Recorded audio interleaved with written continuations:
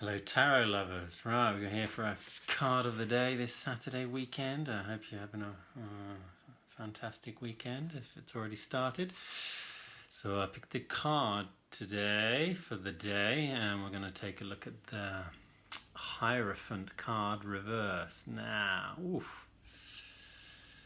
okay, so Major Arcana card, big story. When we have a look at the Major Arcana card, we need to understand what it is the right way up first of all. So take a look at this card. Here we got kind of a complex card, two pillars, the Hierophant, which is this sort of papal figure, the leader of a church standing or sitting on an ornate throne with his scepter triple crossed and his triple crown and his crosses all down his front. He's got two monks or disciples there at his feet, one with white flowers, one with red roses, representing pure thought and pure intention, pure desire.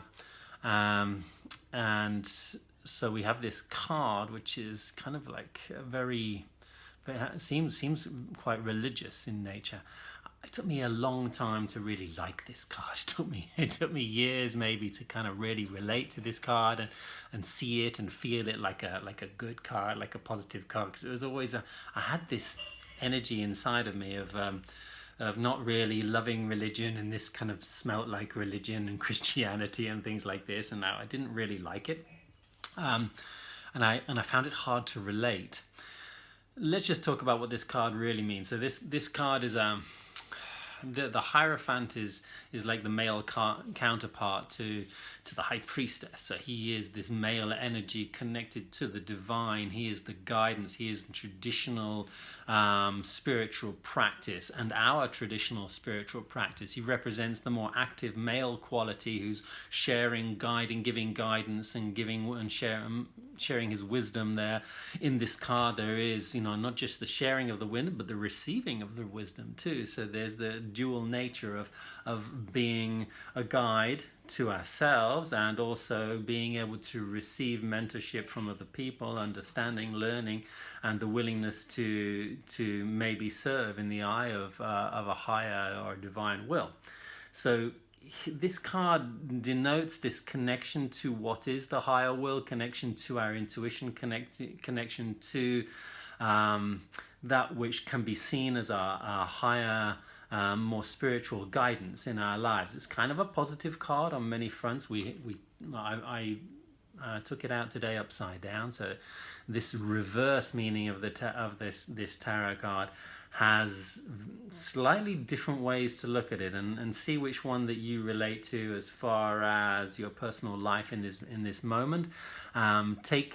See if you can, really feel the relationship in your life right here, right now. Make this the reading for you, because this card upside down can mean different stories. One of them, the right way up, is very conventional, sort of ordered religious practice, ordered ways of worship, ways of walking the spiritual path. And upside down, he's an unconventional way of walking the spiritual path. This lack of conventionality can be seen in the New Age field, for example. The way the spirituality these days has become non-conventional in many ways. Everybody's making up their own form of spirituality and they're following their own path, and the way of the individual is more important than following a guru or a leader. Everybody's moving away from that and they're diving into being their own guru, and this has become the new mantra for life. This is fantastic, and this is part of the guidance of this card, is to find your own path, to find out where the conforming with certain sort of rigid ways of doing things is not good for you. It's a way of finding your path. It's a call to ask yourself, hey, what does it look like me following my own heart instead of me getting caught up with somebody else's ideas and following somebody else's path, which may help for a while and may be good for a while, but at some time or another it might sort of become in conflict with what are your greatest needs. There are very few really pure spiritual teachers in this world, and it's very difficult to find somebody who's not tainted with ego and who can guide you selflessly and truthfully to be your truest self. You'll find that different guides will pop into your life at different times, and they'll be fantastic for a while, but you have to understand that everybody's got their own stories. This is a very difficult lesson for me to learn. This card upside down represents sometimes, our selfless devotion, like the two monks in the picture, towards something which seems great at one time or another, but is not so great in another time or another. This is like people devoting themselves to a guru in the New Age who's just really raking in everybody's devotional energy and using them, and maybe doesn't have their best needs in his mind or heart.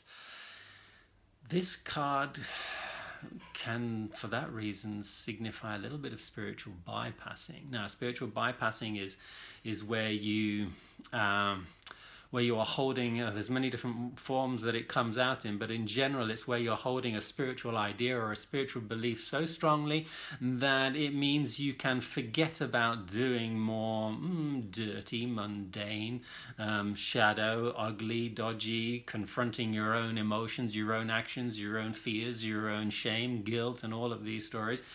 We can avoid all that because we can just sit in meditation and raise our consciousness above those lower vibrations that we don't need to feel. We can just focus on positive mantras and forget all that negativity, and we will rise above it. We will fake it until we make it. Now, while there's a little bit of validity to some of those practices, if there is a suppression or if there is a hypocritical denial in that energetic of trying to be all I love you, but you're a real tit. I love you, but I'm judging you in my head.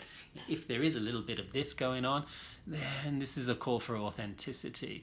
This card upside down is definitely about following your own path on some fronts, but recognizing that if you haven't done the work that your ego it really is calling for, that if you haven't done the inner work, the real shadow work inside, then you're going to be guided a lot by your ego sometimes, with a couple of spiritual laws thrown in there on top, and you can manipulate them so that you can guide yourself to do dodgy things in the name of being spiritual.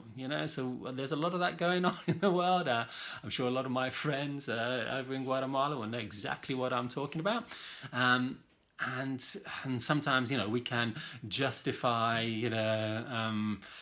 doing not so great things. We've all done it, by the way. I'm not judging anybody else. We've all been there. We've all been that person who has been hypocritical in our spiritual path. And believe me, I can so relate to this.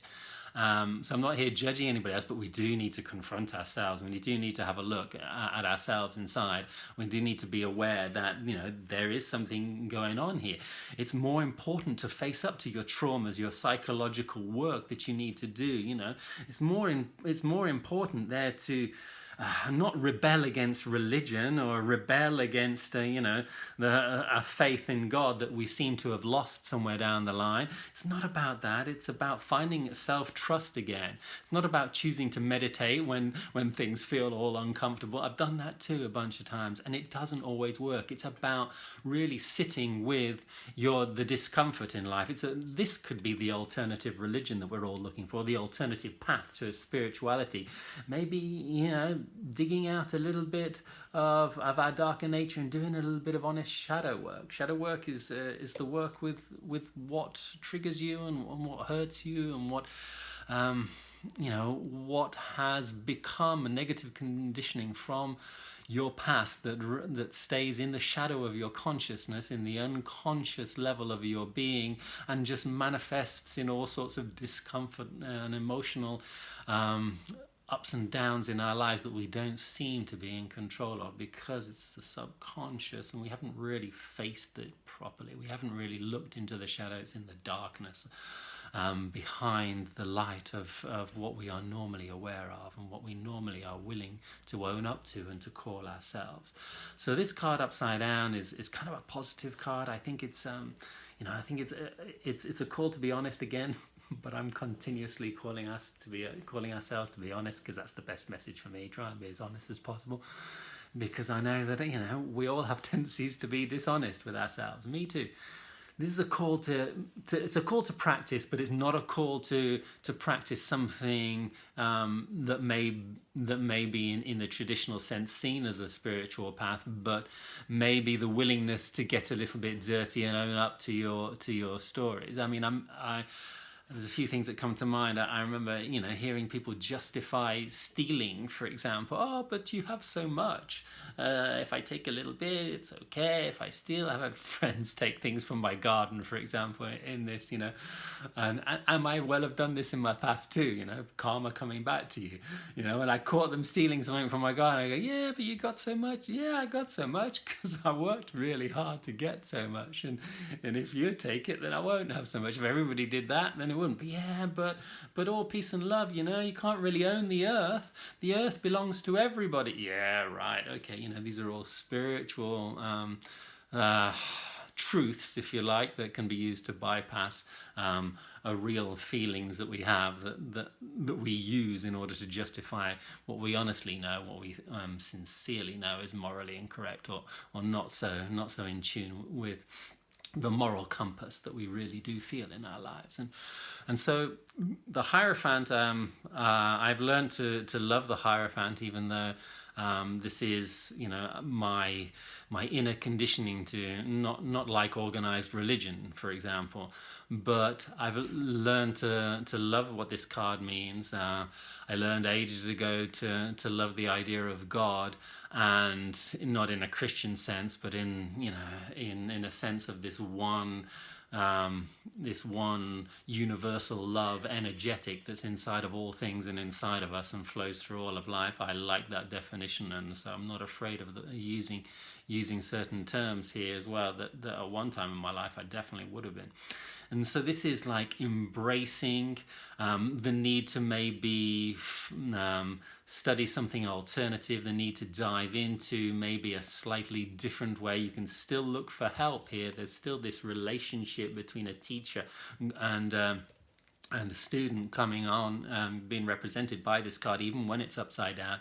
But maybe look at this relationship as being an alternative story. Understand that your teacher is going to be a good teacher for you for a while, and then maybe you're going to have to move on, either find another one or maybe just be your own teacher sometimes.